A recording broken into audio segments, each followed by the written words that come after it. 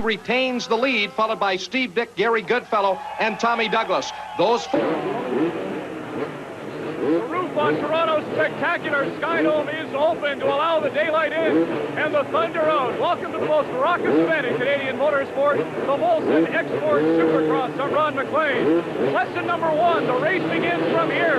When I press the foot pedal, heat number one will be underway. The inaugural running of Supercross at Skydome in Toronto cleanly underway. This is heat one of 4 qualifying heats, and here to offer his expertise in the sport of Supercross once again this year is Pat Gonzalez. Pat, it's a pleasure to welcome you to our CBC Announce booth. A great group of riders from across North America, and I assume for Canada to place well will surely be a challenge. Ron, we've got a Canadian placing very well right now in this qualifying heat. Alan Dick from Abbotsford, British Columbia on the Honda grabbed the whole shot. He leads. Rider number 72, Mickey Diamond, who's taken over that second place position. And look at the air off the big trailer jump by Alan Dick. He really took a lot of momentum up onto that jump and continues to lead Mickey Diamond, but Diamond's going right after him as they move through this section of rockers.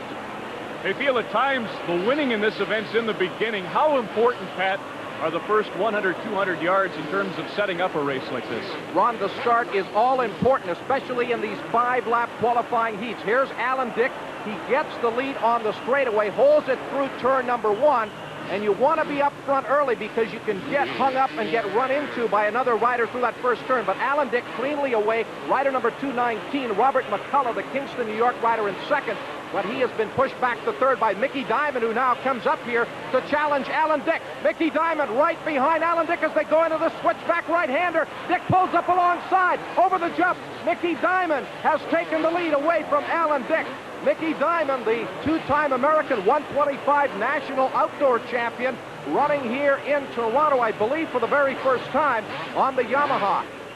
And he's one of the strong U.S. contingent here to contend, and as you see, he goes inside out to take the lead. He squares off that turn. Dick has a little bit of a problem through this section of whoop-de-doos. Diamond pulls right up alongside, gets a good drive out onto the straightaway, and then up over this jump, accelerates past Alan Dick to take the lead. They'll run 5 laps in these qualifying heats. Number 72, Mickey Diamond, who, as you suggest, a 2-time 125 of the favorites here. Mickey Diamond, who was injured last year, he's come back very strong this year. An impressive performance so far in this qualifying heat. Jim Hawley, who's raced many times in Canada, he's been running Supercross races right around the world. Jeff Surwall, who raced on a Kawasaki for many years, he is on the red Honda for 1989. Glenn Nicholson, another Yamaha rider, he is coming back from a bad knee injury. He'll give it a go here tonight. Alan Dick, who led the event early, currently runs back in the second place position. He's on a Honda. All of the riders were out earlier this afternoon for practice laps to get to know the circuit, and Alan was kind enough to allow us to mount our cameras on his equipment, and this will give you a great perspective on what the track actually looks like from the rider's perspective, and also some insight into the running surface itself. There you can see the surface, Ron, from a far distance. It looks fairly smooth, but here from the camera we can see just how rough and rutted this track is.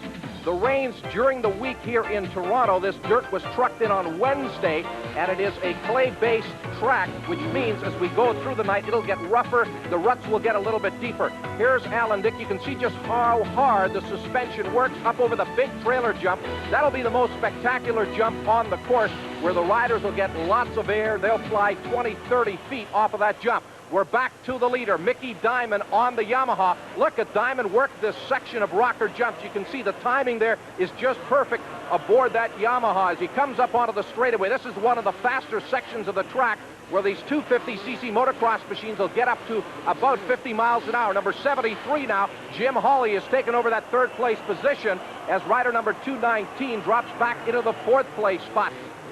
Pat, Mickey Diamond actually stalled his bike coming through turn number 1 as he approached the finish jump, and that allowed Dick to cruise on by. Alan Dick back into the lead, but Mickey Diamond got his motorcycle started very, very quickly, and he's going right back after Alan Dick. There it is. Your new leader, Alan Dick, number 1. Mickey Diamond, 72 in that second place position, and you can see Diamond very aggressive. He's charging after the leader, Alan Dick, and again, plenty of air off that jump for Alan Dick. Diamond runs in second. Jim Hawley, 73, is back in third. They're coming up now to the final lap Alan Dick trying to protect this lead. The top 3 qualifiers from each of these heats will move right into the final showdown, and here's Dick nursing that lead and Diamond approaching. Mickey Diamond just a few bike lengths back. Here's Alan Dick trying to make his way around a couple of slower riders. Here comes Diamond right up alongside as they go into turn number 1. The blue and white last lap flag being displayed. Mickey Diamond on the inside of Alan Dick. He will retake the lead as they move up onto this second straightaway section. Mickey Diamond into the lead. Diamond really seems to be great in these tight corners, Pat. Alan Dick appears to have some problems there with one of the slower riders, number 711. That is Les Gallo. And then as he moves down to the inside, Mickey Diamond takes the outside berm, and he pulls right up alongside as they take the blue and white last lap flag. Here's Diamond. He chops down on the inside of Alan Dick and will grab the lead through that left-hand switchback turn. Less than a lap to go as it is Mickey Diamond now working his way through the rockers for the final time. There you can see the interval, just a few bike lengths as they come up onto the straightaway. 72, Mickey Diamond on the Yamaha. The American rider leading the Canadian Alan Dick, number 1. The checkered flag will be out as they come through turn 1 up to the finish jump. There's the checkered flag. Mickey Diamond, your winner. So Mickey Diamond captures qualifying heat number 1, the official order. Diamond number 1, Alan Dick second on the Honda, Jim Hawley on his Yamaha third. The top 3 from each of the heats qualify. That makes 12. Another 12 will come from the semis, and 1 will get in the last chance. A total of 25 to the final. So we're just nicely underway, and that's just a sample of what's in store here today. In addition to the Supercross action, we'll also have the Thunder Buggies, and they've been a crowd favorite since their introduction 7 years ago. The monster trucks and a celebrity challenge where a group of eager personalities hope to use fame in order to tame this circuit. Pat, I think you'd agree that we've really seen an evolution since the first Toronto Supercross in 1980. Well, Ron, the Toronto Supercross has really become one of the premier events in North America, and I think it rivals some of the best events that are held in the United States. But what we're going to see tonight is just non-stop action from start to finish. And you know, it's great to be in the Sky Dome because I was at Exhibition Stadium the very first time the Supercross machines and the Thunder Buggies ran. And I tell you, it was a quagmire. The rains dumped down on the racetrack. It was very, very difficult. The rider who took the checkered flag in that very first Supercross here in Toronto is a young California rider by the name of Donnie Cantalupi, and he won it simply because there were no other motorcycles still running on the racetrack.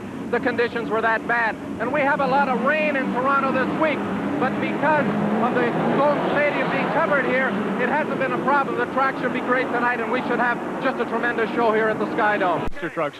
Meantime, there are still 3 qualifying heats in Supercross to come. There's Eric Donahue of Sherbrooke, Quebec, as the fine-tuning continues in preparation for those races. Number 3, Carl Vaillancourt out of Drummondville, Quebec, and motorsport so popular in La Belle Province.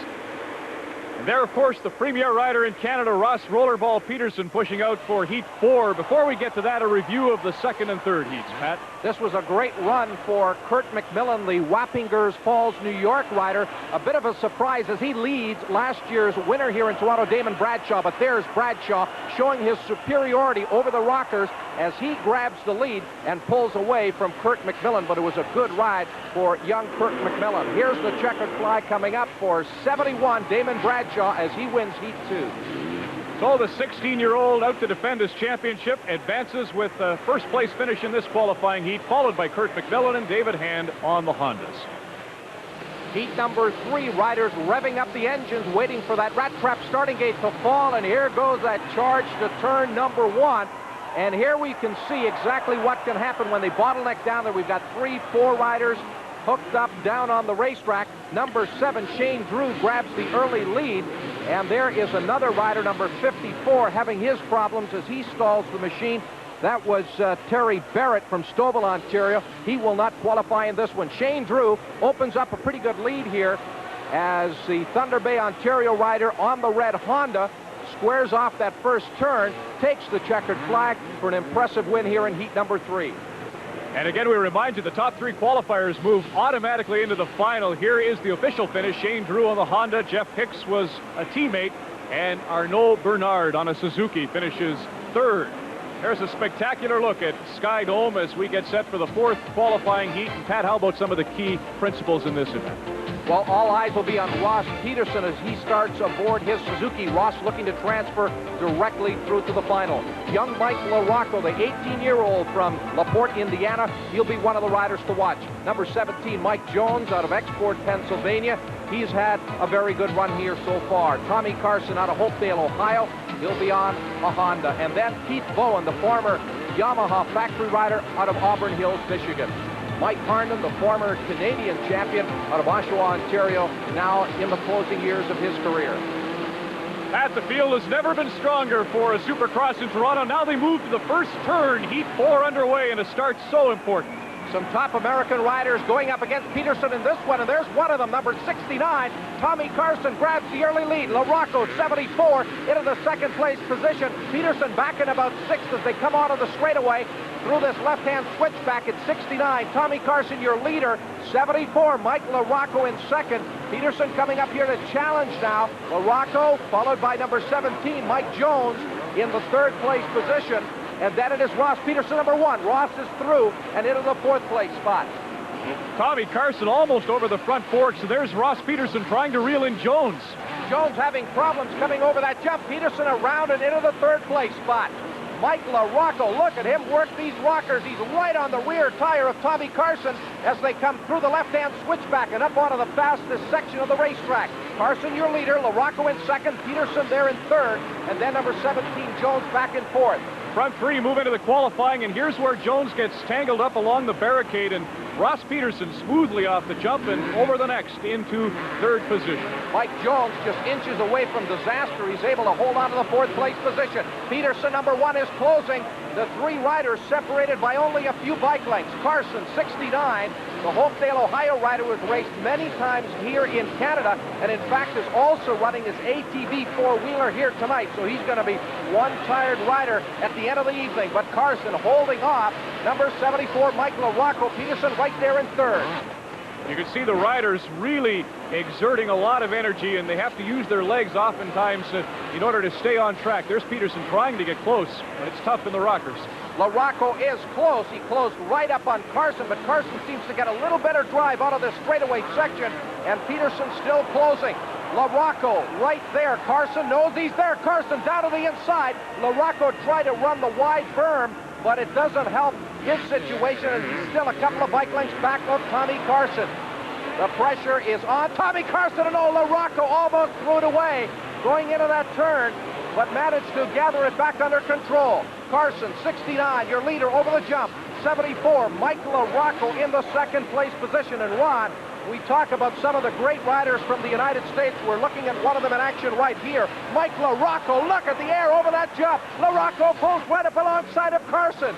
They were side by side. Again, LaRocco going for the lead through the rockers. He's been the faster rider through this section. And again, he closes on Tommy Carson, number 69. He almost ran into the back of Carson's machine going through the switchback. But again, Carson pulls away on the straightaway. Well, the bulk of the success LaRocco's enjoyed has been in the 125cc class, and at times you can see him really gamble as if using the lighter bike, and there's another example of it.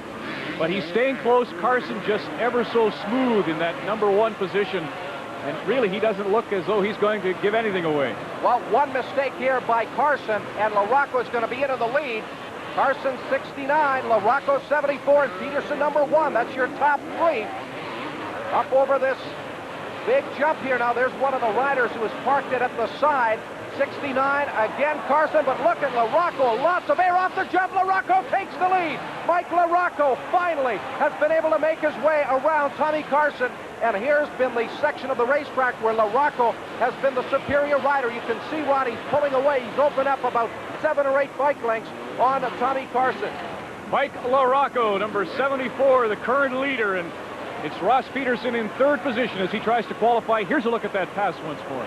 Well, LaRocco has been trying for a few laps here now to get around Carson. He closes as they come up onto this short straightaway and the giant trailer jump. Look at the air that LaRocco gets. He must be 20 feet in the air. He comes down on the other side, carries that momentum into this next jump, pulls up alongside, and then takes the lead going over that jump.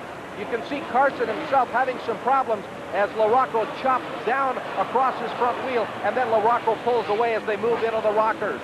Last lap, it's Mike LaRocco, your leader. Tommy Carson, 69 in second, and now Carson coming under fire from Peterson, who is just a couple of bike lengths back. There you can see number 17, Mike Jones in fourth, and 221, that is Keith Bowen. So it's very close here for those last two transfer spots. Mike LaRocco, as much as anything, the reason they have Skydome open with the height he's getting at some of these jumps, he'd be a danger.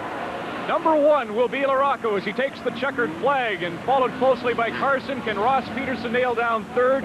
It appears, yes. In fact, Mike Jones got close, but Ross Peterson advances to the final. LaRocco Carson finishing 1-2. Coming up next, off-the-wall off-road car racing. And still to come, we'll have some of the well-known faces in hard bodies when we return to the Celebrity Challenge. Many of the riders and drivers in this competition were nervous. They're not, but the same does not hold true of the Celebrity Challenge, where the action was half as fast, but twice as frightening. In this sport, you need to be good in the corners, and when Darrell Sittler became famous, he usually had Tiger Williams take care of that. Well, he scored all the points. He has a huge following here in Toronto and is among the favorites in the Nissan Hard Body Challenge. There's Jerry Cooney, one of the challengers, the former heavyweight great. They want a few belts before this thing gets underway.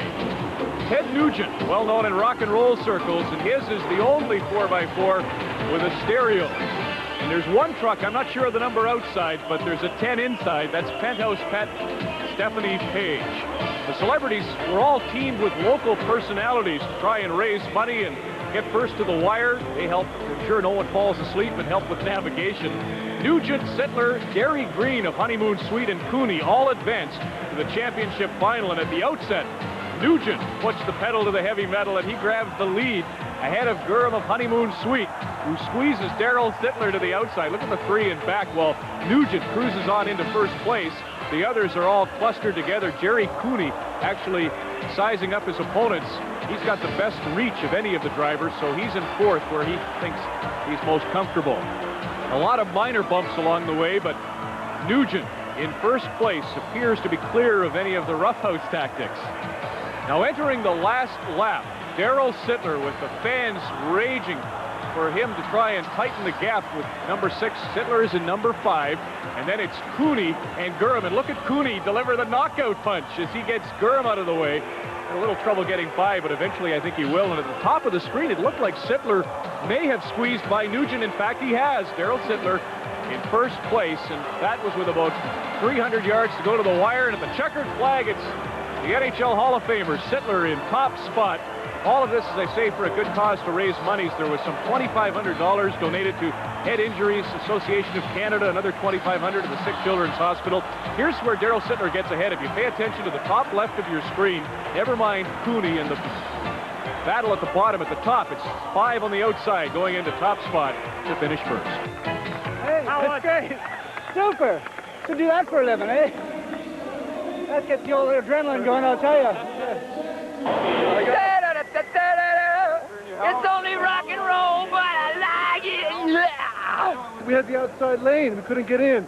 And those guys are pretty good. They moved right up in there real quick. Very bad navigating. We were on the outside lane again. You know, we pulled it off in the first heat, but the second heat was more difficult. But how do I feel? I'm all shook up. That'd be a song with a ring to it. Well, on that note, everybody had a great time, and Darrell Sittler takes first place. The Riders got to the big showdown. Mickey Diamond won heat number 1 in an impressive style, coming from behind twice to take the lead and the win away from Alan Dick. Diamond will be very tough here aboard his Yamaha. Damon Bradshaw, the defending Toronto Supercross champion, just 16 years of age. Shane Drew was the winner of heat number 3. He'll be one of the Canadian hopefuls. And young Mike LaRocco, the winner of heat number 4. He's been very impressive here this evening. The two-time Toronto winner, Ross Rollerball Peterson, will be on Suzuki. And Alan Dick, number 1, the CMA Grand National champion. He'll carry the other number 1 plate. And Keith Bowen from Michigan, the former Yamaha factory rider. And Tommy Carson, who was second in heat number 4. He's been strong here all night long as well. It's a spectacle for the eyes and ears. 25 gun for top prize money in the first ever run at Skydome. The Rat Trap starting gate falls. The Toronto Supercross underway. The charge into turn number 1. You can see a couple of riders being hooked up right at the back. It is 13, Arnaud Bernard. The Quebec rider, Arnaud Bernard, a surprise leader here on lap 1 aboard that bright yellow Suzuki. Bernard through the switchback. LaRocco, number 74, is right there in second. Peterson up to third. LaRocco and Peterson side by side. But there's your leader, Bernard. LaRocco holds the second place position. Peterson right there in third as they string out just a little bit on this opening lap. Rider number 72, Mickey Diamond, is back in the fourth place position. LaRocco, Peterson, Diamond all trying to chase down the early leader, Arnaud Bernard, as they move up into the series of rocker jumps here. And again, you can see LaRocco closing. He is the superior rider through that section of the racetrack. Up onto the straightaway now. 13, Bernard LaRocco pulls alongside. Mike LaRocco will take the lead.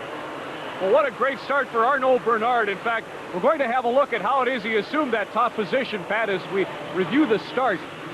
Into that first turn, he gets the inside track, and there are a couple of yellow Suzukis in the hunt as well. Ross Peterson trying to win again here in Toronto. It was LaRocco in second in the qualifying heat for much of the trip, and that seems to be where he gets at the beginning, and then, as you say, in the rockers is where he really establishes his dominance. Mike LaRocco opening it up about 5-6 bike lengths. Here comes Peterson making a bid for second up to the outside. He will take over second spot from Arnaud Bernard, number 13. So Bernard has had his fame here so far. He did lead much of that opening lap, but now he's starting to fall well back as LaRocco, again, he's been getting tremendous height off of that big trailer jump, and that's just an indication as to the amount of speed he's gathering out of the turn before that. And this is where he's just been brilliant through the rockers. You can see the man and the machine just working in perfect unison as the rider becomes almost part of that suspension. There you can see the interval between the leader, Mike LaRocco, and the second place rider, Ross Rollerball Peterson. Well, Ross had a broken wrist early in the season down south and wasn't able to compete in many of the U.S. events, but he came back very strongly in Canada in a race a few weeks ago in Moncton. He won on the 250 bike that's his, and he borrowed one to go in the 125cc competition, and he won on that as well. So he's in form, and now it will be a question of endurance because these American riders have really trained well all season, and Ross has had just the last month or so to get set. Well, Ross has always kept himself in great shape. The injuries, of course, will curtail some of that training program, but he's about 12, 15 bike lengths back of LaRocco at the moment and still trying to play catch-up. But Mike LaRocco has been superb all evening long. We saw him in that earlier qualifying heat, and he, of course, is rested for the rest of the evening up until this point. So he is well rested, and he's pumped for the final. Peterson in the second place position on the Suzuki. And, of course, Ross, who lost here in Toronto at Exhibition Place to Damon Bradshaw a year ago. He would dearly love to take back the Toronto title. Rider back there in the third place position is last year's winner, number 71, Damon Bradshaw. And Bradshaw now comes up to challenge Peterson for that second place position. Peterson, number 1, Bradshaw, 71. This is the battle for second place. Bradshaw on the Yamaha, Peterson on the Suzuki. Ross, who has won every single national championship. He's won 125s, he's won the 250 and 500cc outdoors, and of course is a multi-time Canadian Supercross champion and has really dominated the sport throughout the 1980s. And Peterson still going strong at an age when most riders have retired from this sport because it's so taxing both mentally and physically. There's your leader, 74, Mike LaRocco, the Indiana rider. And LaRocco, just 18 years of age himself. He was second this year in the United States Western Regional 125 Supercross Championships. And Ron, when you race the 125, you learn how to ride the machine very, very aggressively and at the limit, as you have to do in Supercross. And we're seeing a brilliant performance so far here by number 74, Mike LaRocco. There's Peterson, though. He has chopped down some of that lead. What was about 12 or 14 bike lengths earlier is now back to about 10 or 12, so he is inching up closer to Mike LaRocco. They call this Supercross, and the only difference between Supercross and motocross is that Supercross is indoors, and they introduced the spectacle about 10 years ago, and it's now got a huge following on both sides of the border. What about the surfaces, Pat, that they run on? I guess this is really a dirt mud-packed track indoors, but these American riders, I assume, have a diversified background. Well, the American riders race almost every weekend, and their season really is almost 12 months of the year. They race down in California and in Florida throughout the winter months. And LaRocco, the American Supercross Series, ended a couple of weeks ago, and LaRocco is in fine form, but there you saw he had some problems coming off of that switchback turn, and Peterson has closed right up to within just a few bike lengths. LaRocco, and there's Peterson.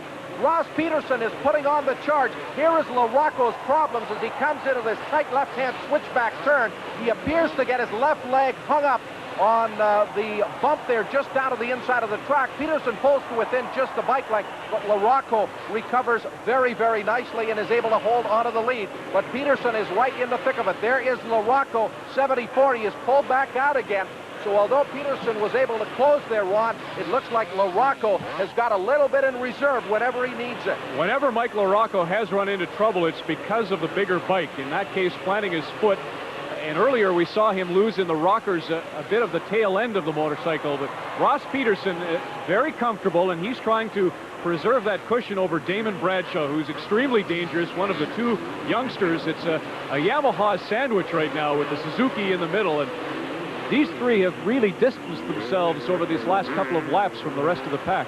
They're coming up on some of the slower traffic. That was number 10, Brad King, who was just running behind Ross Peterson. Here's number 11, Ryan Bell from St. Albert, Alberta. He now has been lapped by Mike LaRocco, your leader.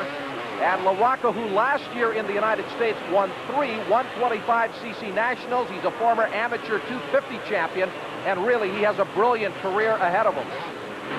Mike LaRocco in #1 spot. There's the current leaderboard. LaRocco on the Yamaha, followed by Medicine Hat's Ross Peterson on his Suzuki, and Damon Bradshaw, the defending champion of Supercross here in Toronto, in third position. All of the top three qualified in the preliminary heats, Pat, and that may be to their advantage in terms of stamina. Those heats were 5 laps. This final, of course, is 15, and that would be typical of Supercross. That is a typical distance for one of the indoor events. LaRocco here, number 74, as all of the top riders will tell you, they do not want to have to go through a semifinal or a last chance qualifier. They want to go directly to the final out of their heat race. And LaRocco and Peterson and Bradshaw did exactly that earlier this evening. But number 74 here, Mike LaRocco, he's only 18 years of age, as we've said, but he's already been riding and racing for about 12 years because, especially in the United States, they start very, very young. Damon Bradshaw had his first motorcycle race at the age of 3. So although we're looking at teenagers here, Ron, these riders are 12 and 13-year veterans of this type of competition. There is 74, LaRocco, your leader, as he continues to work on some of the slower riders. Slower riders, we say. Shane Drew here, number 7, who's about to be lapped. He won his qualifying heat, so this will give you an indication as to the pace that number 74, Mike LaRocco, has set. There he is. Shane Drew moves out of the way, lets the rider go through, and that will usually be a courtesy that the other riders will show as they're about to be lapped. They will move over and allow the rider who's running up front to make a clean pass. But there's LaRocco. He continues to lead it. Peterson in second. Damon Bradshaw runs back in third. One of the things we've seen from LaRocco is the ability to size up the track and know which spots to take advantage of. They had 2 practice runs earlier this afternoon, and all of the riders are in the same boat in terms of their preparation. But a youngster like LaRocco coming in here from the United States, Pat, he seems to have really picked out the spots where he can make gains. Well, we've seen time and time again, LaRocco is just brilliant through the rocker jumps. Part of that is riding style. The other thing is having the machine and the suspension set up perfectly for a racetrack that is pretty hard packed, but there is some ruts in it. Pat, the track will be considerably smoother when you work the Molson Indy in Toronto. I'm sure you're looking very much forward to that event. We are, Ron. It's going to be great working with Paul Page again, Brian Williams, and Ken Daniels. And Toronto is really becoming a hub for great motorsport events. The Molson Indy, one of those, and we're seeing a great run here with Mike LaRocco, number 74, as he comes up through this left-hand turn. After taking the lead away from Arnaud Bernard, Bernard continues to drop well back down on the standings, although he did lead for most of that first lap. Here's number 17, Mike Jones, about to be lapped as well by Mike LaRocco, number 74. aboard the Yamaha. He's been racing Yamahas for a number of years. You could see one of the straw bales was pulled out onto the racetrack, and LaRocco was able to get around it, but of course, if you run your front wheel into that, you're liable to go right over the handlebars. LaRocco will have to be very careful here. Now, there's the blue flag being displayed to the slow riders who are about to be lapped. We also have the light blue and white flag indicating the last lap. We have got less than a lap to go. LaRocco, number 74. We talked about Arnaud Bernard. He is the rider on that yellow Suzuki just ahead of LaRocco. So Bernard, who led on that first lap, again, an indication as to how strongly LaRocco has run here. He has just been lapped by Mike LaRocco. Ross Peterson trying to catch LaRocco and also hold on to second spot. The Flames fan, I went to Ross to talk about motocross and supercross earlier today, and all he wanted to talk about was hockey. Medicine Hat is a great program in the Western League, and the Flames won the Cup. He thought that might be an omen. But you can see it's tight now as they work through the back of the pack and try to hold on to their positions. LaRocco in the lead, Peterson second, and the defending champ, Bradshaw, in third. Here's LaRocco, just the first turn to go, and up to the finish jump. The checkered flag is out. Mike LaRocco has won the Molson Export Supercross. What a run for this 18-year-old from Indiana, his first time here in Toronto, and he wins it. What a gratifying result this has to be for Ross Peterson as he places second, and in third spot, the defending champion, Damon Bradshaw. Officially, Mike LaRocco on the Yamaha wins the Supercross with Ross Peterson of Medicine Hat, Alberta, placing second aboard his Suzuki, and in third, Damon Bradshaw with the Yamaha. We'll get a word from the winner and wrap things up here when we continue from the now finishing moments of a race that really was never in doubt as Mike LaRocco got off to a terrific start and put it to all of the competition throughout this run with a marvelous exhibition of riding. And Mike, last year a teenager came to Toronto and won the last event at Exhibition Stadium, and now you come here and win the inaugural race at Skydome. How do you feel? It feels good. Racing right now is becoming a younger guy's sport, and it's kind of turning out that way. The guy on your tail, Ross Peterson's 28 now, so you got the best of him, but I think the beginning would have to be where you really set yourself apart from this field. Would you agree with that? Yeah, the start's definitely the most important part in a race, and especially on a track like this where everything's tight, and start definitely helped me out here tonight. In your young career, how does this victory rate? This is up there pretty good because I haven't won too many Supercross or any on a 250, so this will do me pretty good. You're right. 125 has been your specialty. Congratulations on a marvelous performance here in Toronto. All right, thank you. Okay, Pat Gonzalez, it really was a tremendous day all around. Well, I think we've seen another Supercross star born here at the Skydome in Mike LaRocco. We're going to be hearing a lot more from him, but an inspired ride.